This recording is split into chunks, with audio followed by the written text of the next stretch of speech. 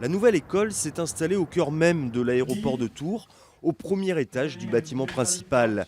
Pour les 12 premiers stagiaires, la formation a démarré dans cet environnement propice, même si le cursus 18 à 20 mois au total est d'abord purement théorique.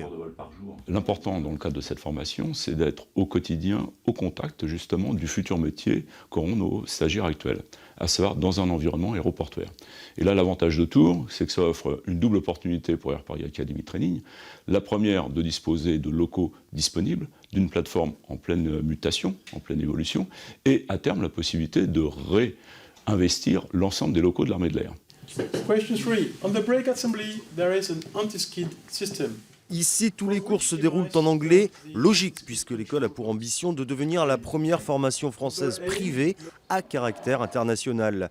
L'objectif étant de former 150 pilotes de ligne par an d'ici quelques années. Du bachelier à la reconversion professionnelle, les premiers stagiaires sont âgés de 18 à 38 ans. Ils ont en commun le rêve de voler. L'aviation, c'est une passion depuis mon plus jeune âge. Et puis, lors des retours d'expatriation, j'ai eu comme un déclic. Je me suis dit, bon, il est temps.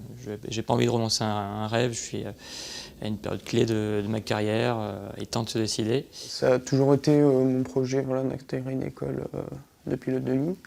Et il s'est trouvé que les circonstances ont fait que j'ai trouvé cette école à la sortie de mon bac.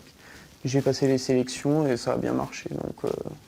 Donc voilà, ça s'est fait tout seul en fait. Pour la partie pratique de leur formation, les stagiaires disposeront d'avions monomoteurs, mais aussi bien sûr d'un bimoteur, ainsi que d'un simulateur de vol.